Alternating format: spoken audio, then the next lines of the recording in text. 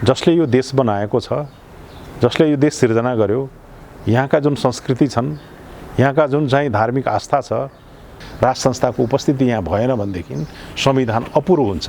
राजा त राजै हो नि, उसले अपदस्थ हुँदै हुन्, उसले पूर्व किन भन्छन् मलाई थाहा छैन। सुरुवात त त्यहीँबाट गर्नुपर्ने हुन्छ। अब अहिलेको विकल्पमा राजा ज्ञानेन्द्रको विकल्प हुँदैन। अटल, निष्पक्ष र देशप्रति मोह माया हुने, अन्तसम्म माया गर्ने त्यो एउटै संस्था हुन्छ जसले यो देश बनायो, देशको सिर्जना गर्यो, त्यो चाहिँ संस्था नै हुन्छ। त्यसकारण त्यो नभइकन अन्यले गरिहाल्छन् भन्ने कुरो चाहिँ जुन 2 वर्षका लागि आउँछन्, 3 वर्षका लागि आउँछन्, यी 2 वर्ष 3 वर्षले देशको धेरै हितमै चाहिँ सोच्दैन, आफ्नो हित सोच्छन्। यसपछि आफू कसरी जोगिने भन्ने सोच्छन्। हामीलाई चाहिँ गोली हान्ने, अडाउने, रोक्ने यिनै हुन् भनेर बदलाको भावले सोच्दा सोच्दा पुलिसको स्थिति नै खस्काउँदै तल पुर्याइसके।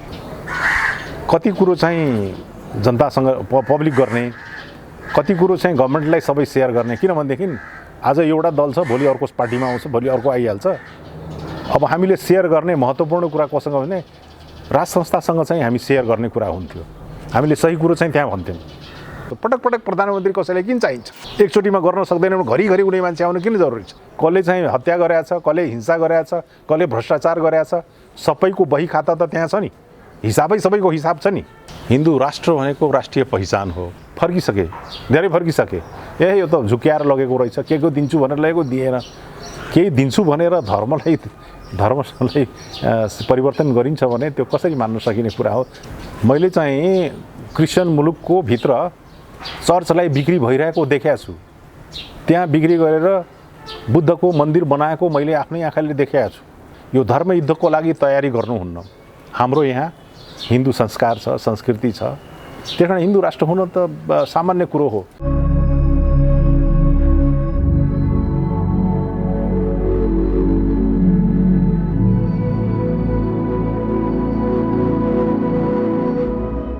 नमस्कार, क्रिएटिभ खबर हेरेर बस्नुभएका सम्पूर्ण दर्शकलाई हार्दिक स्वागत व्यक्त गर्दछु। म दिपेन्द्र तपाईँहरूको माझमा आज अलिकति फरक विषयवस्तु ल्याएर उपस्थित भएको छु। पूर्व प्रहरी महानिरीक्षक तथा रापरपाका नेता, चर्चित नेता हुनुहुन्छ ध्रुव बहादुर प्रधान। यहाँलाई स्वागत छ सर। धन्यवाद। अहिले पछिल्लो समय केमा व्यस्त हुनुहुन्छ? हाम्रो पार्टी एकीकरण भए पछाडि समायोजनको प्रक्रियाहरू अगाडि बढेका छन् र हामी महाधिवेशनको लागि तयारी गर्दैछौँ। जिल्ला जिल्लामा अहिलेको अवस्थाहरूले केही व्यवधान खडा गरे पनि धेरै जिल्लाहरूमा समायोजनको प्रक्रिया भई जिल्ला अधिवेशनहरू सम्पन्न भइरहेका छन्। हामी त्यही कुरामा व्यस्त छौँ। नेपालमा विभिन्न राजनीतिक व्यवस्थाहरू परिवर्तन त भए, तर जनताको अवस्था परिवर्तन गर्नको लागि चाहिँ तपाईँहरूको पार्टीको मुख्य एजेन्डाहरू चाहिँ के रहेका छन्? व्यवस्था सञ्चालन गर्ने सन्दर्भमा यहाँ धेरै व्यवस्थाहरू परिवर्तन भए। देशले थुप्रै व्यवस्थाहरू देख्यो। एकतन्त्रीय शासन व्यवस्था, पञ्चायत व्यवस्था, सुधारिएको पञ्चायत व्यवस्था, बहुदलीय व्यवस्था हुँदै अहिले गणतान्त्रिक व्यवस्था आएको छ। यी सबै व्यवस्थामा उत्तम व्यवस्था के हुन सक्छ भन्ने बारेमा हाम्रो चिन्तन एकीकृत रह्यो, फोकस्ड रह्यो, जसमा नेपाललाई चिन्ने, नेपाली धरतीबाट उब्जेको यो राष्ट्रिय प्रजातन्त्र पार्टी यसले नेपाली जनताको हितमा सोच्न सक्छ, समृद्धिमा सोच्न सक्छ, साथै नेपाली भूमिलाई, भूगोललाई संरक्षित गर्न सक्छ, सुरक्षित गर्न सक्छ भन्ने भएको कारणले हाम्रा सबै सोचहरू राष्ट्रवादी सोचबाट प्रेरित छन् र हामीले तिनै कुराहरूलाई हाम्रो एजेन्डाको रूपमा अगाडि सारेका छौँ र यसैले हाम्रो मूल मन्त्रको रूपमा राष्ट्रियता, प्रजातन्त्र र उदारवादको सिद्धान्त लिएर हामी अगाडि बढिरहेको अवस्था चाहिँ हो। तपाईँले जुन सिद्धान्त बोकेर हिँडिरहँदा अब जनताहरू समृद्धि बन्नलाई चाहिँ के गर्नु पर्ला त? जनताको समृद्धिको लागि सबभन्दा पहिले त कुनै कुराको स्थायित्व हो। त्यो स्थायित्व भनेको शासन व्यवस्था र शासन पद्धति नै हो। त्यसमा राजनीतिक अवस्थाहरू जुन सिर्जना भएका छन्, जुन अवस्थाहरू आएका छन्, ती अवस्थाहरूमा स्थिरता ल्याउन सक्ने कुराहरू अलिक देखिएनन्। त्यसले गर्दाखेरि स्थिरता कायम गर्नको लागि हामीले विकासको लागि सबैको लागि पहिला त अत्यावश्यक कुरा के भनेदेखि स्थिरता नै हो। जब एउटा शासन पद्धतिलाई अगाडि बढाउने क्रममा त्यसको सफलता असफलताको कुरो जनताले त्यो व्यवस्थालाई अंगीकार गरे कि गरेन भन्ने कुरा नै हो। अहिले भर्खरै हामी हेऱ्यौँ, बेला बेलामा विभिन्न तहले विभिन्न किसिमले एउटा बहुमतीय अथवा करिब करिब 2/3 मतले सरकारहरू बनाएको अवस्थाबाट हामी हेरिसकेका छौँ। चाहे त्यो बहुदलीय व्यवस्था होस् अथवा चाहिँ सङ्घीय व्यवस्थामा साम्यवादी पार्टीले ल्याएको 2/3 मत करिब करिबको कुरा होस्, यी सबै कुराहरूमा जनताले जुन भुक्तभोगी भएका छन्, जुन स्थिरता अपेक्षा गरेर जुन भोट कास्ट गरे, त्यसले स्थिरता नल्याउनुको पछाडिको कारण के हो भन्ने बारे हामी विशेष रूपले अध्ययन गऱ्यौँ, विश्लेषण गऱ्यौँ। त्यो हेर्दाखेरि के देखियो भनेदेखि जसले यो देश बनाएको छ, जसले यो देश सिर्जना गर्यो, यहाँका जुन संस्कृति छन्, यहाँका जुन चाहिँ धार्मिक आस्था छ, ती सबै आस्थाहरूलाई पर राखेर यसलाई देश बनाउने जुन मूल संस्थालाई परोक्षमा राखेर, यहाँका आदिवासीलाई परोक्षमा राखेर अगाडि बढ्न सक्ने अवस्था चाहिँ निश्चय पनि हुँदैन। र यो जुन चाहिँ आयातित व्यवस्था पद्धति र राजनीतिक सिद्धान्तहरूले नेपालको धरतीलाई, नेपाली समाजलाई सेवा गर्न सक्ने अवस्थाहरू चाहिँ रहन्न भन्ने खालको ठहर गरेर हामीले राष्ट्रवादी अभियानलाई अगाडि सारेर अगाडि बढिरहेको अवस्था हो। र हामी आश्वस्त के गर्न सक्छौँ, के गर्न चाहन्छौँ भनेदेखि स्थिरता कायमको लागि जुन ढङ्गको डिप्लोमेटिक जुन चाहिँ कूटनैतिक सम्बन्धहरू देशहरूको बिचमा रहन्छ, त्यो कुरो चाहिँ विभिन्न अवस्थामा रहेका जुन शासन पद्धतिका जुन जिम्मेवार व्यक्तिहरू थिए तिनीहरूले कायम गर्न सकेनन्। नसकेको कारण एउटै हुन सक्ने अवस्था के भयो भने जुन ढङ्गले नेपाल टिकाइयो, स्थापित गरियो र नेपाललाई स्वतन्त्र राखियो, प्रत्येक नेपालीलाई एउटा अनुभूति के हुन्छ भने म स्वतन्त्र देशको स्वतन्त्र नागरिक हुँ भन्ने जुन अनुभूति दिलाउने पक्षलाई समेट्न नसकेको कारण, सम्बोधन नगरेको कारण यो अवस्थाहरू सिर्जना भइरहेका छन्। र यो स्थिरता अहिले डगमगाएको अवस्था छ। अहिले मुलुक वास्तविक रूपमा यिनै सबै कारणले गर्दाखेरि अलिकति अस्थिरतातिर लम्केको कारणले हाम्रो पार्टी, राष्ट्रिय प्रजातन्त्र पार्टी, अहिले यसको महत्त्व अलिकति बढेको अवस्था छ।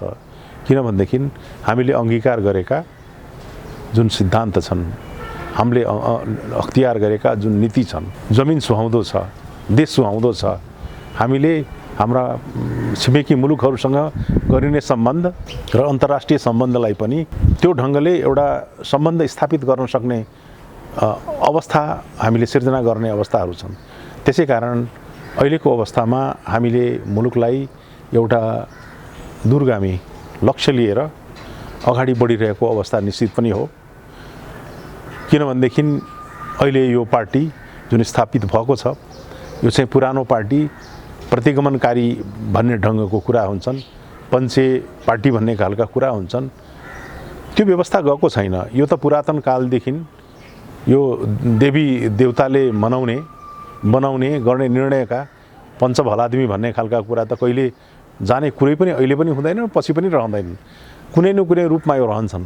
तर त्यसकारण चाहिँ यद्यपि जुनसुकै आक्षेपित होस् अथवा यो राजालाई बोकेर हिँड्ने पार्टी भनेर भनियोस्, तर हामीले नेपालीले गर्व गर्ने कुरा, नेपालीको वीरताको गाथाको कुरा जुन हाम्रा पूर्वजले दिएका छन्, जसले हामी अहिले पनि बजाइरहेका छौँ, हाम्रो इमान्दारी, हाम्रो वीरता, हाम्रो निष्ठा, हाम्रो चाहिँ बहादुरीका कुराहरू तिनैबाट ल्याएको कुराहरू हुन्। अहिले सिर्जना भएका कुरा हैनन्। अहिले सिर्जित कुराहरूले त हामीलाई सम्मान हैन, सम्मान हुनबाट वञ्चित गराएको अवस्थाहरू छ। त्यसकारण यी सैद्धान्तिक आधारहरू लिएर जो हामी बढिराख्दा हामीलाई गौरवको अनुभूति हुन्छ। अब क्रमिक रूपमा युवा पिँढी पनि यसतर्फ अलिकति झुकेको जस्तो अनुभूति गरेका छौँ, अलिकति झुकाव बढी भएको कुरा गर्छौँ। जुन अस्ति भन्थे, अर्को ढङ्गले जुन चाहिँ व्यवहार गर्थे, त्यसमा परिवर्तनको हामीले अनुभूति गरेका छौँ। प्रजातान्त्रिक व्यवस्थालाई अङ्गीकार गरेपछि यो व्यवस्थालाई हामीले व्यवस्थाबाटै नै केही कुरो हासिल हुन सक्छ भन्ने अवस्थामा हामी प्रयत्नशील छौँ। तपाईहरुको युवा सङ्गठन लगायत विभिन्न राप्रपा सङ्गठनहरूले चाहिँ देशभरि नै राजा आऊ देश बचाऊ भनेर भनिरहँदा तपाईको मुख्य पार्टीको एजेन्डाहरू चाहिँ के छ? राजालाई फेरि फर्काउनुपर्छ, राजा नै चाहिन्छ भन्ने छ कि के छ? हामीले त्यो संविधानलाई अपुरो भनेका छौँ, किनकि संविधानमा सम्बोधन हुनुपर्ने महत्त्वपूर्ण दुईटा कुरा, हिन्दू राष्ट्रको राष्ट्रिय पहिचान त्यो चाहिँ त्यसमा रहेन र धर्मप्रति आस्थामान गराउने भने धर्म सापेक्षता रहन पर्ने कुरा त्यो रहेन। त्यसभन्दा कि मूलतः कुरो के भनेदेखि राज संस्था जसले यो देश बनाएको छ, जस्तै नेपाल सिर्जना गरेको छ, आफ्नो सारा जीवन लडाइँ गरेर यसको जुन स्थितिहरू सिर्जना गरेर यो चाहिँ भूमि यो भूगोल बनाएको छ, त्यो इतिहासलाई बिर्सेर त्यो कुरा नै उल्लेख नगरेर त्यो संस्थालाई चाहिँ परोक्षमा राखेर पर राखेर लेखिएको संविधान पुरा हुन्छ भन्ने कुरामा हामी विश्वस्त छैनौँ। त्यसकारण यसलाई यो संविधान नै कमजोर भएको अवस्था भयो। यो अहिले जुन ढङ्गले अगाडि बढिरहेको छ, संविधान सफल हुन किन सकेन, हाम्रो व्यवस्था अधुरा किन छ भन्ने खालका कहिलेकाहीँ मूल्याङ्कन सत्तामा रहेका पार्टीहरूले गर्नुपर्ने हो, तर त्यो गर्दो रहेनछन्। जहिले पनि त्यसलाई पर राखेर गर्दाखेरि अधुरा भइरहेको अवस्था हुँदा हामी यस कुरालाई अझ बढी जोड दिएर अगाडि लगिरहेका छौँ, गइरहेका छौँ।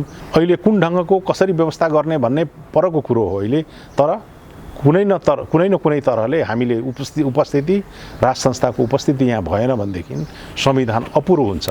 सिर्जना गर्ने आफ्नो इतिहासलाई मेट्ने जुन प्रयासहरू भएको छ त्यो सच्चा राष्ट्रवादी हुन् भन्ने कुरोमा हामीलाई शङ्का छ।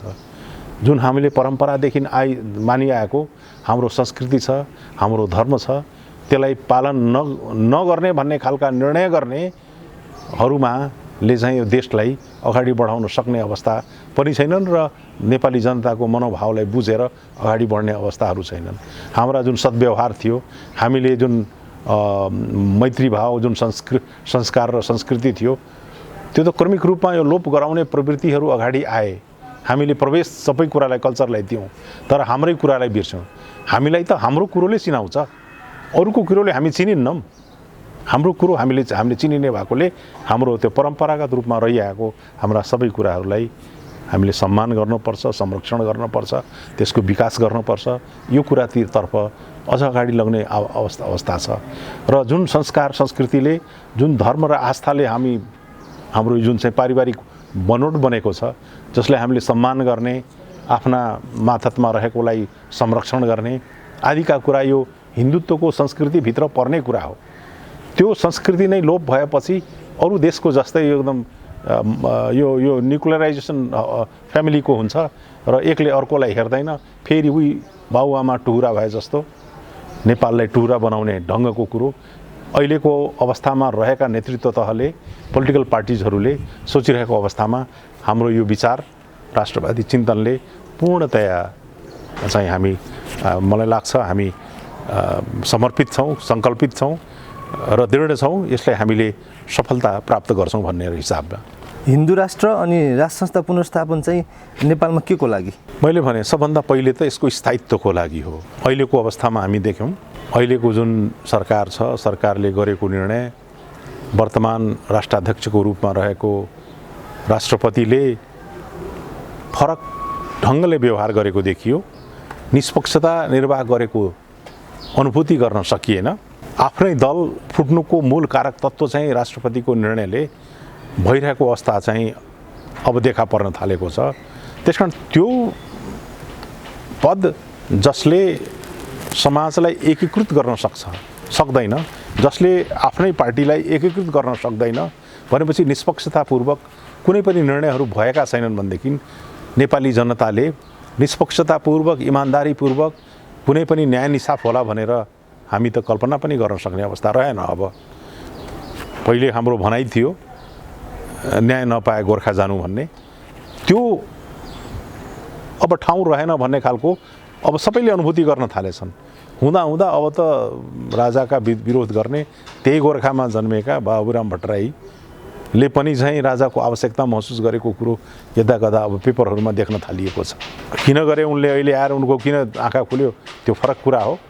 धर्मको कुरा लिएर अहिले भएकै जुन चाहिँ व्यवस्थामा साम्यवादी सारा पार्टीहरूले पनि अथवा चाहिँ डेमोक्रेट पार्टीले पनि होइन हिन्दू राष्ट्र चाहिन्छ कि क्या हो भन्ने खालका कुरा गर्न लागेछन्। भर्खरै सीता, राम र लक्ष्मणको मूर्तिलाई प्रतिष्ठापन गर्नको लागि अयोध्यापुरीमा पठाइयो। सम्माननीय प्रधानमन्त्रीले पठाउनु भयो। उहाँमै राष्ट्रपतिले त्यसलाई विदाई गर्नुभयो आदि कुराहरूले हेर्दाखेरि यो क्रमिक रूपमा मनमा सिर्जना त भइरहेछ, खुलस्त रूपमा आउन सकेका छैनन्। यो हाम्रोपन हो, यो मेरो हो, यो नेपाली जनतासँग जोडिएको हो भन्ने खालको कुरोहरू स्पष्ट रूपमा स्पेल आउट गर्न सकेका छैनन्, भन्न सकेका छैनन्। जुन हामीले भनिरहेछौँ नेपाली जनतासँग जोडिएको कुरो, यो त संस्कार र संस्कृतिको कुरो हो। धर्मसँग आधार गरेर त्यसको जुन चाहिँ उसको आधार गरेर बनेका जुन संस्कृतिहरू छन् त्यसमा समाज चलिरहेको अवस्थाहरू हुन्छन्, त्यो चल्ने अवस्थाहरू सिर्जना नगरिसकेको अवस्थाहरू चाहिँ देखिन्छ। त्यसकारण यो व्यवस्थामा धर्म सापेक्षता, अहिले सबैले ईश्वर भन्छन्, भगवान भन्छन्, हात जोड्छन्, कोरोनाको कहर छ, चारैतिर सबै डरले कोठामा बन्द भएको अवस्था छ। अन्ततः जेसुकै औषधिको कुरो होस्, जेसुकै भ्याक्सिनेसनको कुरो होस्, मनभित्र सबैले आखिर इच्छा गर्ने कुरो त सापेक्षताको कुरो, धर्म सापेक्ष धार्मिक आस्थाको कुरो नै छ, भगवानले आराधना गर्ने कुरै छ। त्यो कुरो अहिलेको संविधानबाट किन झिकिएछ भन्ने कुरो चाहिँ अहिलेको जवाफ छैन। त्यसकारण स्थिरता ल्याउनमा संविधानको महत्त्वपूर्ण रोल रहन्छ। राज संस्थाको कुरोलाई लिएर जहिले पनि अनावश्यक कुरा भयो, खर्चिलो कुरा भयो, पक्षपाती कुरा भयो, त्यतिखेर पहिलेका व्यवस्थाहरूमा कसैले भ्रष्टाचारी कुराहरू गर्दाखेरि जुन ढङ्गको कारबाही तात्कालीन अवस्थामा हुन्थ्यो, जुन ढङ्गको कुरो तात्कालीन अवस्थामा हुन्थ्यो, डर मान्थे, आदि गर्थे, त्यो त अहिले त छँदै छैन। खुलेआम छ। सरकारी तहबाट नै अनेक थरीका कुराहरू हुन थालेको कुरा हुँदाखेरि अब त्यो संस्था निष्पक्ष हुन सक्दैन भनेदेखि मुलुकको भलो हुन सक्ने अवस्था त रहँदैन। त्यसकारण यो संस्था कुनै न कुनै तवरले हामीले सबभन्दा पहिले संविधानको परिधिभित्र ल्याउनलाई प्रयत्नशील छौँ। त्यो ल्याउन सकियो भनेदेखि तत्पश्चात हामी कसरी अगाडि बढ्ने, यहाँहरू जस्तो युवाहरूले टेक ओभर गर्नुहुन्छ, मुलुकलाई कुन ढङ्गले लैजाने भन्ने कुरो सोच्नुहुन्छ। तर यसको इतिहासलाई बिर्सेर, देशको इतिहासलाई बिर्सेर हामीले थालनी गर्दाखेरि हामी सफल हुन सक्ने सम्भावना चाहिँ कमै रहन्छ। तपाईँहरूको माग चाहिँ राज संस्थाको पुनर्स्थापना हो कि ज्ञानेन्द्र शाहको? अहिले त कुनै अप्सन नै छैन, किनभनेदेखि जहाँबाट बाटो छोडिएछ सुरुवात त त्यहीँबाट गर्नु पऱ्यो नि। राजा ज्ञानेन्द्रबाट सुरुवात भएको हो, छोडिया हो, त्यो अपदस्थ गर्ने प्रयास गरिया हो। तर मैले त्यसलाई अपदस्थ भनेको छैन। राजालाई त अपदस्थ हुँदै हुन्न, राजा त राजै हो नि, उसले अपदस्थ हुँदै हुन्न। उसले पूर्व किन भन्छन् मलाई थाहा छैन, पूर्व भन्नुपर्ने कुनै खास कारण पनि छैन। राजा त राजै हुन्छन्। राजा ज्ञानेन्द्रबाट प्रारम्भ त हुन्छ नै, पछि कुन व्यवस्थाबाट कसरी गर्ने यो त राज संस्थासँग, जो संस्था छ संस्थासँग आफै पनि एउटा अब समिति होला, केही होला, छलफल गरेर सल्लाह गरेर थुप्रै अब जनमत लिएर कुन ढङ्गको कसरी चाहिँ यसका उत्तराधिकारीहरू भनौँ अथवा चाहिँ राज संस्था देशलाई प्रतिनिधित्व गर्ने संस्थाको रूपमा भनौँ, सम्राटको रूपमा कसरी ल्याउने भन्ने खालका कुरा गर्ने, त्यो त एउटा प्रक्रियाहरू, त्यो बनाउन सकिने अवस्थाहरू हुन्छन्। तर प्रारम्भ गर्ने ठाउँ त थलो त स्टार्टिङ पोइन्ट त त्यही हो, जहाँबाट बाटो छोडिया छ सुरुवात त त्यहीँबाट गर्नुपर्ने हुन्छ। अब अहिलेको विकल्पमा राजा ज्ञानेन्द्रको विकल्प हुँदैन। तपाईँहरूले हिन्दू राष्ट्र पुनर्स्थापनाको माग गरिरहँदा देशमा एकदमै इसाईकरण बढिरहेको छ, सँगसँगै राज संस्थाको पुनर्स्थापनको माग गरिरहँदा त्यो बेलामा राजाबाट पनि केही कमी कमजोरी भएर त राज संस्था हटेको होला नि, होइन र? अब यो धेरै चाहिँ लामो कथा हुन्छ है। राज संस्थाको बारे कसले कति गल्ती गर्यो, के गर्यो भन्दाखेरि सबभन्दा दुःखद पक्ष तात्कालीन अवस्थामा जब दरबार हत्याकाण्ड भयो, हामीले राजा वीरेन्द्रलाई गुमायौँ। त्यो परिवार नै सामान्यतया सबै भन्दाखेरि त्यसका सबै परिवारहरू गुमायौँ र केही लिङ्कहरू छन्, केही जोडहरू छन्। तात्कालीन अवस्थाका अधिराज कुमारी को सन्तानहरू अझै छन्। त्यसकारण चाहिँ कसो हुन्छ भने कसले के तयारी गरेको छ, कसरी ग्रुम भएको छ, त्यसअनुसार नै शासन व्यवस्थाहरू चल्ने अवस्थाहरू हुन्छन्। व्यापार गर्नेले व्यापारकै बारे अध्ययन गरेको हुन्छ र व्यापारै चलाउँछ। शासन सत्ता राज्य चलाउँछु भन्नेले राज्यै चलाउँछ है। राजनीतिज्ञले त्यही ढङ्गले चलिरहेका हुन्छन्। त जसमा जेमा दक्षता हुन्छ त्यही ढङ्गले चलेको अवस्थाहरू हुन्छन्। केही त्रुटि केही गल्ती नभइकन चाहिँ त्यसै गएको त पक्कै होइन। तर के हो भन्ने खालको कुरो अब फेरि पनि हामीले विभिन्न दृष्टिकोणले त्यसलाई छलफल गर्ने ठाउँहरू छन्। यो त्रुटि हुँदाहुँदै कमी कमजोरी हुँदाहुँदै पनि अब अहिले आएर यो कमजोरी भयो र यसकारण सुधारौँ भन्ने कुरा पनि होइन। तर अहिलेको प्रस्थान बिन्दु त हाम्रो कहाँ छ भनेदेखि राज संस्थाको प्रस्थान बिन्दु अरू राजा होइन, राजा ज्ञानेन्द्रबाटै नै हुन पर्ने अवस्था चाहिँ हुन्छ नै, जहाँबाट हामीले बाटो छोडेका छौँ। अब यसलाई लिएर जान अपरिहार्य हुन्छ, अत्यावश्यक हुन्छ र यसो गर्दाखेरि तात्कालीन भएका कमी कमजोरीलाई महसुस गर्ने कुराहरू गर्नुपर्छ, किनकि परिवर्तनलाई पनि आफूले अङ्गीकार गर्न जरुरी हुन्छ। समय परिवर्तनशील रहन्छ, सधैँभरि एकै नासले जान सकिने अवस्थाहरू हुन्छन्। तर त्यसका पाइलाहरू कसरी गएका थिए, कसरी हामीले सर्भाइभ गऱ्यौँ, कसरी हामी देश बचाउन सक्यौँ भन्ने जुन इतिहासका गाथाहरू छन् त्यसलाई हामीले बिर्सनु कदापि हुँदैन। अहिलेको प्रक्रिया फरक छ।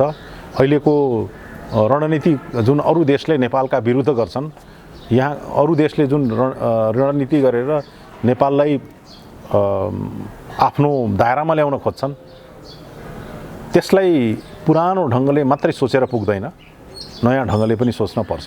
त्यसकारण अब त्यो पछिको कुरा। तर प्रारम्भ थलो के भनेदेखि एउटा स्थिर, अटल, निष्पक्ष र देशप्रति मोह माया हुने, अन्तसम्म माया गर्ने त्यो एउटै संस्था हुन्छ जसले यो देश बनायो, देशको सिर्जना गर्यो, त्यो चाहिँ संस्था नै हुन्छ। त्यसकारण त्यो नभइकन अन्यले गरिहाल्छन् भन्ने कुरो चाहिँ जुन 2 वर्षका लागि आउँछन्, 3 वर्षका लागि आउँछन्, यी 2 वर्ष 3 वर्षले देशको धेरै हितमै चाहिँ सोच्दैन, आफ्नो हित सोच्छन्। यसपछि आफू कसरी जोगिने भन्ने सोच्छन्। त्यसकारण त्यसमा बार्गेनिङमा सारा कुरा चाहिँ छोडिदिन सक्ने अवस्थाहरू हुन्छन्।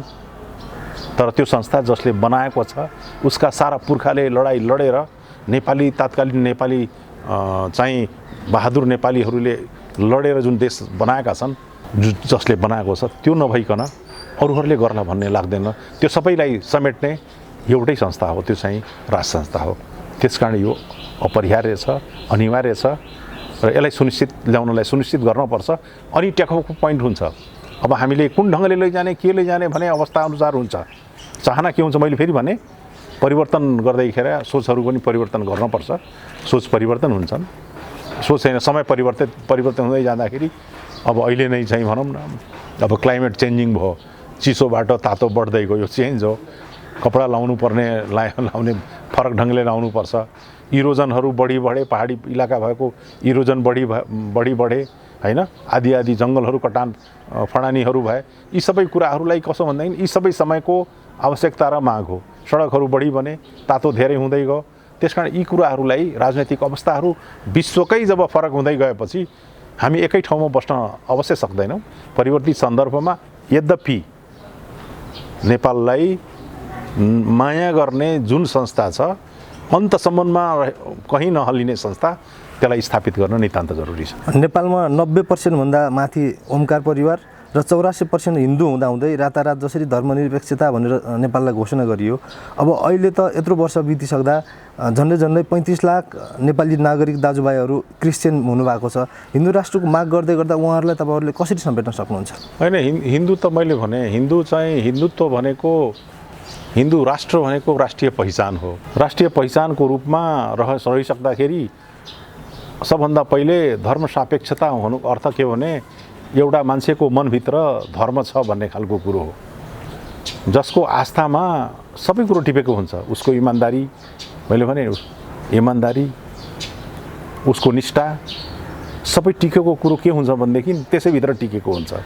त्यो टिक्दाखेरि अब कति भयो भनेर यो गणना गरेर जनगणना गरेर यति % भयो भन्दाखेरि अहिले आएर यति कन्भर्ट गरियो भन्ने खालको कुरो यो गणना नेपालीले विश्वास गर्दैनन्। यो प्रचार प्रसारको लागि प्रोपगन्डा हो, यति कन्भर्ट गरियो भन्ने खालको कुरो। मैले चाहिँ क्रिस्चियन मुलुकको भित्र चर्चलाई बिक्री भइरहेको देखेको छु। त्यहाँ बिक्री गरेर बुद्धको मन्दिर बनाएको मैले आफ्नै आँखाले देखेको छु। आफ्नै देशमा आफ्नै चाहिँ यो क्रिस्चियन मुलुकभित्र रहेको संस्थाहरूले आफ्नो अवस्थालाई नहेरेर नेपालको जुन चाहिँ यो समाजलाई विखण्डनकारी सोच गरेर बनाउन खोज्नु मलाई लाग्छ दुःखदायी दुःखपूर्ण कुरा हो। किनभने पहिले आफै स्थिर बसेर दिगो बन्नुपर्छ। यो धर्म युद्धको लागि तयारी गर्नुहुन्न। हाम्रो यहाँ हिन्दू संस्कार छ, संस्कृति छ, त्यही कारण हिन्दू राष्ट्र हुन त सामान्य कुरो हो, जसमा यो कुरो गर्दाखेरि यसलाई नै मेट्नुपर्छ। यसले अब हाम्रो लक्ष्य अरूलाई हिन्दू बनाउने होइन, तर हिन्दू भइरहेकोलाई हिन्दूको संस्कार संस्कृति र यसको धर्मलाई अरूले हस्तक्षेप नगर्ने भन्ने कुरो मात्रै भएको कारणले हामीले कसको पर्सेन्टेज कति हो भन्ने खालको गणनाभित्र यो गणना फेरि उही गणना कसो भनेदेखि यो सबै फेब्रिकेटेड कुराहरू धेरै रहन्छन्, त्यो गरेर गरेको हुन्छ। अझ पनि हिन्दू राष्ट्र नेपालमा हिन्दू राष्ट्र हुनको लागि पर्याप्त मात्रामा यसको चाहिँ बहुमत छ, अत्यधिक बहुमत छ। जुन चाहिँ यहाँले डाटा दिनु हो त्योभन्दा अति धेरै नै हाम्रो चाहिँ छ। अहिले त अरू धर्म मान्ने पनि फर्किसके, धेरै फर्किसके। यो त झुक्याएर लगेको रहेछ, के दिन्छु भनेर लगेको दिएन। केही दिन्छु भनेर धर्मलाई परिवर्तन गरिन्छ भने त्यो कसरी मान्न सकिने कुरा हो। त्यो कति दिन नदिएपछि त्यो फर्किहाल्यो नि। यो अस्थिर खालका कुराहरू हुन्छन् भन्ने कुरा मलाई लाग्छ। देश समृद्धि भन्नलाई देशको शिक्षा नीति, स्वास्थ्य नीति पनि परिवर्तन गर्न जरुरी छ होला। अहिले नेपालको शिक्षा नीति कस्तो भयो भन्दाखेरि विदेशी कामदार उत्पादन गर्ने फ्याक्ट्री मात्रै भयो। नेपालको शिक्षा नीतिलाई नेपालकै माटो सुहाउँदो बनाएर ती जनशक्तिलाई नेपालमा प्रयोग गर्न सके मात्रै देश समृद्ध हुन्छ होला। यसको लागि चाहिँ तपाईँको पार्टीबाट कस्तो पहल गर्न सक्नुहुन्छ यहाँहरूले? अहिले यो धेरै अब ठुलै कुरा चाहिँ यो यहाँले सोध्नुभयो, धेरै लामो प्रश्न भयो। त्योभन्दा सबभन्दा कुरा के भने मैले अघि पनि भने समय अनुसारको परिवर्तनको अवस्थामा नेपाललाई समृद्ध कसरी बनाउने भन्ने खालको कुरोमा हामीले कसरी जनशक्ति तयार गर्ने भन्ने कुरा पनि हुन्छ। तात्कालीन अवस्थामा लडाइँको अवस्था थियो है, लडाइँको अवस्था थियो, युद्धहरू भइरहन्थे, बहादुरहरू, वीरहरू, सुरवीरहरूको जरुरत थियो। त्यतिखेर वीर गोर्खाको नाममा नेपालीहरू संसारभरि नाम कमाएकै अवस्थाहरूको कुरा थियो। अर्को कमाएको कुरो हाम्रो इमान्दारिता थियो र हाम्रो उच्च तहको अनुशासनको कुराहरू थियो भनेदेखि अहिलेको अवस्था यो फरक छ। अब यो चाहिँ ग्लोबलाइजेसनको अर्थ भइसकेपछि संसार सानो भइसक्यो। कहाँ के कुरा गर्नुपर्छ, कहाँ कसरी गर्नुपर्छ भन्ने अवस्था हुँदाखेरि अहिले त हातमै बसेर संसार हेर्ने अवस्था आइसके पछाडि हामीले त्यस अनुसारको जनशक्ति तयार गर्नै पर्छ। यदि हामीले नेपालभित्र सबैलाई गर्नुपर्छ भन्ने कुरो त यसमा दुई मतै छैन। त्यो अवस्था सिर्जना गर्नको लागि सबभन्दा पहिले हाम्रो थुप्रै नीतिहरू छन्। पहिला त हाम्रो जियोग्राफी जुन छ, जुन हाम्रो भूगोल छ, राष्ट्रलाई सुरक्षित बनाउने सबभन्दा पहिलो जिम्मेवारी शासन व्यवस्थामा रहेकाहरूले सोच्नुपर्ने कुरामा अहिले कोरोनाले गर्दा बरु चाहिँ अलिअलि चाहिँ त्यसले धानिरहेछ मेरो देश र तेरो देश भएको छ। त्यो नहुँदाखेरि त खुलेआम हुँदाखेरि त केही अवस्थै थिएन। त्यसो हुँदाखेरि सबभन्दा पहिले आफ्नो घरै नभइसकेपछि त्यसको सिँगार पटार कसरी गर्ने, राम्रो खाना कसरी खुवाउने भन्ने घरबेटीलाई, घरको मुलीलाई त्यो चिन्ता हुनुपर्नेमा घरमा को छ नै छैन, को गयो भने थाहा छैन, को आयो थाहा छैन। अनि व्यवस्थित गरेर यसको समृद्धिको कुरा कहाँबाट सोच्ने कुरो आउँछ? सबभन्दा पहिले सोच्ने कुरो प्रस्थान बिन्दु त आफ्नो देशको मेरो यति हो भन्ने खालको कुरै सोच्नु पर्यो।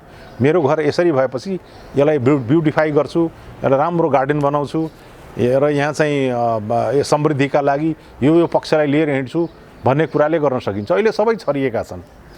अब हेर्दाखेरि के देखिन्छ भने यो के को लागि भनेदेखि विदेशमा काम पाइन्छ, आइटी सेक्टरमा गऱ्यो भने पाइन्छ, बिजनेस एडमिनिस्ट्रेसन गऱ्यो भने पाइन्छ, कि चाहिँ अब यो चाहिँ कुनै कुरामा एक्सपर्ट भयो भने चाहे अब टुरिज्म सेक्टरमा होस्, चाहे यो टुरिज्म सेक्टरकै अर्को जस्तै होटल म्यानेजमेन्टका कुराहरू होस्, यसमा भयो भने कसरी हामीलाई पाइन्छ भन्ने हिसाब भएकोले त्यस किसिमको तयारी त अनुपयुक्त होइन। यो त्यो तयारी त किन चाहिन्छ भने हामीले हाम्रै देशमा यी सबै कुरोको अपर्च्युनिटिजहरूको विकास गर्दाखेरि यहीँ पनि चाहिन्छ। त्यो नभइसकेको अवस्थामा अहिलेको जुन चाहिँ दुनियाँको माग रहन्छ त्यहाँ सम्मानजनक रूपमा जुन हाम्रो उपस्थिति जनाउने अवस्था नभएकोले अलिकति थोरै हामीले अरूले हेर्दाखेरि यो चाहिँ लेबर काम गर्छ भने लेबर अरू मुलुकमा हेर्नुहोस् न, सबैको कामको त महत्त्व उस्तै देखिन्छ। चाहे लेबर होस्, चाहे एक्सपोर्ट होस्, उसको कामसँग मात्रै मतलब छ, उसको तहसँग कुरै छैन नि। त्यस कारण यो ढङ्गले चाहिँ हामीले सोच्नु भन्दाखेरि पनि हामीले सबभन्दा पहिले देशलाई आफ्नो स्थिर बनाऊँ, राम्रो बनाऊँ, अब स्टेबल बनाऊँ, हाम्रो परिधि छुट्टियोस्, हाम्रो सीमाङ्कन स्पष्टता रहोस्, त्यसलाई नियमन गरौँ अनि सबै कुरालाई अब दुई देशबीचको सम्बन्धलाई राम्रो गरी विकसित गर्न सक्छौँ। सुरक्षाको प्रत्याभूति और नेपालीले संसारमा लडाइँ गरेर जितेको मुलुकहरू, लडाइँ जितेकाहरूले आफ्नो देशको सुरक्षा गर्न सक्दैनन् भन्ने कुरा पनि छैन। हामीले अरू देशको लागि यहाँबाट कुनै खालको अपराध हुन दिँदैनौँ, कुनै खालको आतंककारी गतिविधि हुन दिँदैनौँ र अन्य कुरा हुन दिँदैनौँ भन्ने कुरो भइसकेपछि मलाई लाग्छ हाम्रा जुन रिसोर्सहरूलाई पनि हामीले त्यही ढङ्गले परिचालन गर्दाखेरि हामीले हाम्रो लागि पनि प्लान गर्न सक्ने अवस्थाहरू चाहिँ रहन्छ। अहिले त सबै खुला छ, कहाँबाट खुस्क्यो थाहै हुन्न, धेरै पञ्चरहरू छन्, कताबाट जान्छ हावा थाहै हुँदैन, कसरी बनाउने भन्ने नै थाहा हुँदैन। त्यस कारण पहिलो यसको चाहिँ आवश्यकता आफ्नो घर, आफ्नो स्थिर स्थितिलाई मजबुत पार्न निकै जरुरी छ। नेपालको प्रहरी प्रमुख भएर काम गरिसक्नु भएको छ, देशको पछिल्लो समयको राजनीतिक अवस्थालाई चाहिँ कसरी विश्लेषण गर्नुहुन्छ यहाँले? अहिले यसो चाहिँ अरू कुरो विश्लेषण गर्नुभन्दा मैले हेर्दाखेरि मात्रै भनौँ, हेर्दाखेरि कसरी देखियो भने पद लोलुप भए, के का लागि भए त्यो विश्लेषण गर्न जरुरी छ। पद लोलुप कसरी भयो भनेदेखि दुईजना मिलेर जितिसके पालो पालो भागबण्डा लगाएर खाने सिद्धान्तको कुरो छैन त्यहाँनिर, देश विकासको कुरो पनि छैन, नेपालीहरूलाई समृद्ध हौँ भन्ने सोच पनि छैन। बाँडीचुँडी कसरी खाने भन्दा आधा चाहिँ तपाईँ खानुहोस्, आधा चाहिँ म खान्छु भनेर बाँडीचुँडी खाने कुरा भएपछि अब मलाई थाहा छैन, एउटा धेरै राष्ट्रवादी भएर आफूले सोचिरहेछ र त्यस किसिमले अगाडि बढ्नुपर्ने भने राम्रो कुरो सोचेको छ भन्ने कुरा हो भन्ने कुरा पनि म भन्न सक्दिनँ। तर अर्कोले चाहियो भनेर मागिराख्ने, अर्कोले म तँलाई दिन्न भन्दाखेरि कुरो चाहिँ त्यहाँ के छ भन्ने कुरो अझ बुझ्न चाहिँ जरुरी छ। अब हुनसक्छ अहिले भन्दाखेरि राष्ट्रवादीताको दुइटैले नारा दिन्छन् होइन, मलाई कुन मनपर्छ भन्ने फरक कुरा। तर यो देखिँदाखेरि के भने पदको लागि, त्यो पोजिसनको लागि जहाँ गएर केही कुरो निर्णय मुलुकको हितको लागि गर्छु भन्ने नै सोचेर गरेका हुन् भन्ने जस्तो मलाई चाहिँ लागेको छैन। त्यो पक्कै त्यहाँ केही कुरा गलत कुराहरू छन् जो मनमा उनको रहेको छ त्यहाँ, त्यसकारण चाहिँ मरिहत्ते गरेर त्यहाँ जान्छु अनि म चाहिँ यो गर्छु भन्ने आएको छु। पटक प्रधानमन्त्री कसैलाई किन चाहिन्छ? एकचोटिमा गर्न सक्दैन, घरिघरि उनी मान्छे आउनु किन जरुरी छ? आफ्नो चाहिँ जे जति सक्षमता देखाउनु पर्ने कुरा त देखाइसके, अब फेरि आएर म गर्छु भन्दा अर्को पनि आउँछ नि। मान्छेको खाँचो त भएन नि, युवा जेनेरेसनलाई अगाडि मौका दिनुपर्छ, किनकि युवाको भविष्य हुन्छ, उसले लामो भविष्यसम्म उसले सोचेर प्लान गर्न सक्छ र चाहिँ समयअनुसारको उसले प्लान गर्न सक्छ। उसलाई किन नदिने? सधैँभरि एकैजना बसिराख्ने कुरा त पटक्कै हुँदैन नि। त्यस कारण चाहिँ यी सबै अहिलेको परिवर्तनको जुन चाहिँ अहिले देखा परिरहेको छ, व्यवस्था देखा परिरहेछ, एक अर्काको गल्तीहरूलाई राम्रो गरी सबैले हेरिरहेछन्। चाहे एउटाले बुँदा वाइज गरेर उनलाई चार्ज लगाएका हुन् अथवा अरूले चाहिँ त्यसको रेकर्ड राखेर बसेका हुन्, कारबाही गर्छु भनेर चाहिँ तयार भएर बसेका हुन्, सबैले एक अर्काको खुट्टा देखाएको छ त्यहाँनिर। तर हामी के चाहन्छौँ? मुलुकको हितको लागि गरिनुपर्छ। सँगै मिलेर निर्वाचनमा गइसकेपछि जनतालाई अब चाहिँ छुट्टियो भनेदेखि धोका हो त्यो, किनकि सँगै भएर यिनीहरूले राम्रो गर्छन् भनेर विश्वासले दिएको कुरोमा सत्तामा पुगिसकेपछि दुईटाले फेरि भागबण्डा लगाएर गर्दाखेरि त त्यो भोट त आधा भयो। सेकेन्ड हुनेलाई अब त त्यसो भयो भने छुट्टिनेलाई चाहिँ कट्टा गरेर आधा चाहिँ अरू पार्टीमा बाँड्नुपर्ने कुराहरू आउँछन्। त्यो कुराको आवाज त अहिले उठ्या छैन, तर वास्तविकता त्यही हो। एमाले र माओवादी मिलेर लडे, दुइटै मिलेर जिते, हार्नेको हुन्छ राप्रपा हार्या होला, हार्नेको हुन्छ अर्को चाहिँ त्यो काङ्ग्रेसको हार्या होला अथवा यो तराईको कुनै पार्टी हारेको होला। अब त्यो हारिसकेपछि त्यो छुट्टिने बित्तिकै त्यो जित्नु पर्यो नि। अब यो कुरो चाहिँ अहिले छलफलको विषय त भएको छैन। त्यसकारण चाहिँ यो जुन चाहिँ प्रवृत्ति देखियो, जनताले गरेको विश्वास जुन देखियो, जनताले गरेको विश्वास त कुनै कुरो अपेक्षा गरेको थियो नि, यो यसरी जिताइदिएपछि उनीहरूले राम्रो गर्छन् भनेर। नत्र कम्युनिस्ट पार्टी हो यो चाहिँ अब जिताइदिउँ यसलाई चाहिँ खुब राम्रो छ भन्ने हिसाबले त सोचेकै छैनन्। उनले त प्रत्येक व्यक्तिलाई चिनेछन्, कसले चाहिँ हत्या गरेका छ, कसले हिंसा गरेका छ, कसले भ्रष्टाचार गरेका छ, सबैको बही खाता त त्यहाँ छ नि, हिसाबै सबैको हिसाब छ नि। त्यो सबैले राम्रै हुन् भनेर भोट दिएको छैन नि नेपाली जनताले। अरे सबै मिलेका छन्, आफ्नो भएका गल्तीहरूलाई स्वीकार गरे, अब राम्रो गर्लान् भनेर नै दिया हो। अब अहिले आएर कसरी हटाउँ भन्ने भएको छ, अरूले कसरी यसलाई लखट्यौँ भन्ने भएको छ। त्यसले गर्दाखेरि एकता जुन चाहिँ बिग्रिन्छ नि, अब जुन चाहिँ कुरो देखियो नेपाली राजनीतिको भत्ताभुङ्ग जुन पारिए अवस्थाहरू देखियो, त्यो वास्तविक रूपमा मान्छेको यो सोचबाट सिर्जना हुने कुराहरू हुन्, जुनलाई बनाउनलाई फेरि धेरै समय पनि लाग्दैन, तर यो बिग्रिँदाखेरि चाहिँ कसैले हार्छ भनेदेखि, कसैले लुज गर्छ भने नेपाली जनताले गर्छ, कसैले लुज गर्छ भने नेपालले लुज गर्छ। हाम्रा सपना देखिएका समृद्धिका सपना देख्ने हैन सबै जति कुराहरू छ त्यो हामी लुज गर्छौँ। त्यसकारण चाहिँ अहिले भइरहेको घटनाक्रमलाई हामीले विश्लेषण गर्दाखेरि यो चाहिँ यही हो, यो चाहिँ गलत भयो, यो चाहिँ ठिक भयो भन्ने भन्दाखेरि यो निहायत मुलुकको अहित हुने खालको सोचबाट प्रेरित भएको कुराबाट यो सबै कुराहरू सोचिया हो, भइरहेको अवस्थाहरूमा देख्छु। तपाईँ प्रहरी प्रमुख रहँदा देश, जनता र प्रहरी सङ्गठनको लागि चाहिँ के योगदान दिनुभयो? प्रहरी प्रमुख भएको हिसाबले हामीले गर्ने योजनाहरू एक त सङ्गठनलाई सुदृढ बनाउने एउटा पक्ष हुन्छ, अनुशासित बनाउने एउटा पक्ष हुन्छ र दक्ष बनाउने अर्को पक्ष हुन्छ। यी सबै गरिसकेपछि जनतालाई कसरी सर्भिस इम्पार्ट गर्ने, सर्भिस दिने, जनहितकारी प्रहरी कसरी बनाउने भन्ने सोच हुन्छ। त्यो पक्षलाई अगाडि बढिरहेको अवस्थाहरू चाहिँ हो। त्यो अवस्थामा दलहरूको बनिसकेका थिए, आइसकेका थिए र भर्खरै माओवादीको जनयुद्धहरू प्रारम्भ भइरहेको अवस्थाहरू थिए।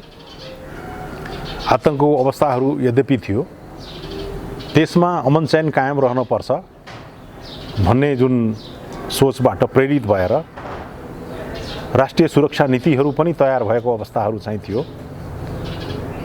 तर के भनेदेखि धेरैजसो निर्णयको भूमिका निर्वाह गर्ने तात्कालीन अवस्थामा सिटिङ जुन चाहिँ प्राइम मिनिस्टर र होम मिनिस्टर र त्यसपछि दरबार पनि हुने अवस्थाहरू हुन्छन्। अब त्यो प्रहरी सङ्गठनले आफूले भएको जुन खबरको जुन चाहिँ रहेको हुन्छ त्यो खबर हामीले कति कुरो चाहिँ जनतासँग पब्लिक गर्ने, कति कुरो चाहिँ गभर्मेन्टलाई सबै सेयर गर्ने। किनभनेदेखि आज एउटा दल छ, भोलि अर्को पार्टीमा आउँछ, भोलि अर्को आइहाल्छ। अब हामीले सेयर गर्ने महत्त्वपूर्ण कुरा कोसँग भने राज संस्थासँग चाहिँ हामी सेयर गर्ने कुरा हुन्थ्यो, हामीले सही कुरो चाहिँ त्यहाँ भन्थ्यौँ। तर अब त्यस अवस्थाको कुरोलाई दरबारले कुन ढङ्गले चाहिँ त्यसलाई समाधान गर्नको लागि सोच्यो, परिवर्तन गर्नको लागि सोच्यो, तात्कालीन अवस्थामा प्रहरीको जुन भूमिकालाई कुन ढङ्गले उचाइमा लैजाने, विश्वसनीय बनाउने खालका कुरा तात्कालीन अवस्थाकामा थिए। जबकि अहिलेको अवस्थामा हामी के देख्छौँ भनेदेखि त्यो अवस्था जुन चाहिँ प्रेस्टिजियस भनौँ न, अलि सम्मानजनकको रूपमा हेर्ने, राष्ट्र सेवकको रूपमा, प्रहरी सेवाको रूपमा बनाउनु पर्नेमा अहिले पनि बदलाको भावै छ। माओवादी सरकारमा हुन्छन्, प्रमुख भएर प्रधानमन्त्री बने हुन्छन्, हामीलाई चाहिँ गोली हान्ने, अडाउने, रोक्ने यिनै हुन् भनेर बदलाको भावले सोच्दा पुलिसको स्थिति नै खस्काउँदै तल पुर्याइसके। तर यो पुलिस देशको लागि लडाएछ भन्ने, जनताको लागि लडाएछ भन्ने कुराहरू चाहिँ बिर्सिँदै गए। त्यो बदलाको भावले हिँड्दै जाँदाखेरि अहिलेको अवस्थासम्म आइपुग्दाखेरि धेरै कुराको चाहिँ च्यालेन्जेसहरू छ। चाहिँ पुलिस अहिले सङ्गठनले बेहोर्नु परिरहेको अवस्थाहरू छन्। पुलिसका पर्सनलहरूलाई पनि त्यो अवस्थाहरू चाहिँ म देख्छु। जुन ढङ्गको उचाइमा लैजानु पर्ने, अरू देशमा जसरी सम्मान छ प्रहरीको, सिङ्गापुर हेर्नुहोस् न, पुलिसले बनाएकै सिङ्गापुर हो। त्यही पुलिस नेपाली नै छन् त्यहाँ त, 2 बटालियन त नेपाली अहिले त्यहीँ छन्। नेपालीको आधारमा खडा भएको सिङ्गापुरको अहिलेको स्थिति, त्यो पुलिसले बनाएको स्थिति र अहिले सम्मान दिने यहाँको राज्य व्यवस्थाले दिने सम्मानको स्थितिलाई हामीले दाँजेर हेर्नुपर्छ। सबै ठाउँमा हेर्नु, संसारभरिमा जुन सम्मान छ त्यो ढङ्गको सोच प्रत्येक व्यवस्थाका सरकारहरूले सोच्यो भनेदेखि यो संस्थाले बहुत कुरो गर्नु सक्छ भन्ने खालको कुरो त्यतिखेर हामीले प्रयास गऱ्यौँ। कलेक्टिभ हामीले चाहिँ ढङ्गले अगाडि राख्यौँ, त्यसका योजनाहरू अगाडि राख्यौँ। कतिपय कुरा लागू हुँदै पनि मैले भने नि बदलाको भाव, चाहे त्यो बहुदलीय व्यवस्था आउँदाखेरि एउटा भयो, सबै अफसरहरूलाई चाहिँ निकालिदिने भन्ने सोच गरिन्छ, चार्ज गर्ने कोसिस गरिन्छ, कसरी अल्प आयुमै त्यसलाई चाहिँ रिटायर गर्ने भन्ने सोचिन्छ। नयाँ जेनेरेसन मेरो पालोमा भर्ना भएपछि त्यसले राम्रो गर्ला सोचिन्छ। तर पुलिसिङ भने पुलिसिङ हो। जसरी पोलिटिकल पार्टीलाई हेर्ने दृष्टिकोण अरूले गरेको हुन्छ त्यस्तै गरिकन प्रहरीले हेर्ने दृष्टिकोण पनि हुन्छ, पोलिटिसियनले पनि हेर्ने दृष्टिकोण पनि हुने भएको कारणले यसलाई सबैले एउटा सम्मानजनक रूपमा हेर्ने अवस्थाहरू सृजना गरेर अगाडि लैजान सकिन्छ भन्ने अझसम्म मेरो सोच त्यही छ। अन्तमा क्रिएटिभ खबर हेरेर बस्नुभएका सम्पूर्ण दर्शकहरूलाई के भन्न चाहनुहुन्छ? यो क्रिएटिभ खबरको लागि जुन किसिमको यो प्रयासहरू गरिराख्नु भएको छ, नयाँ नयाँ कुराहरू अगाडि ल्याउने, जनसमक्ष पुर्याउने र चाहिँ जनतालाई सुसूचित गरेर यो व्यवस्था अधुरो छ, अपुरो छ, अस्थायी छ भन्ने खालको जुन कुरोहरू सबैमा जुन सन्देश पुर्याउने प्रयास यो क्रिएटिभ खबरले गरिरहेको छ, त्यसको लागि म उहाँहरूलाई सबभन्दा पहिले बधाई दिन चाहन्छु।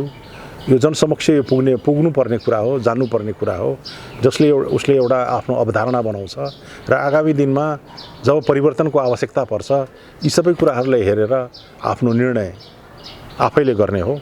त्यो निर्णय गर्न निहायत जरुरी छ। नेपालको स्थायित्वको लागि, नेपालको विकासको लागि, नेपालीहरूको समृद्धिको लागि पनि सबै कुरोहरू आवश्यक पर्छ भन्ने मलाई लागेकोले फेरि पनि म यो क्रिएटिभ खबर सम्बन्धी समस्तलाई हार्दिकताका साथ धन्यवाद दिन चाहन्छु। यो समय र संवादको लागि धन्यवाद सर।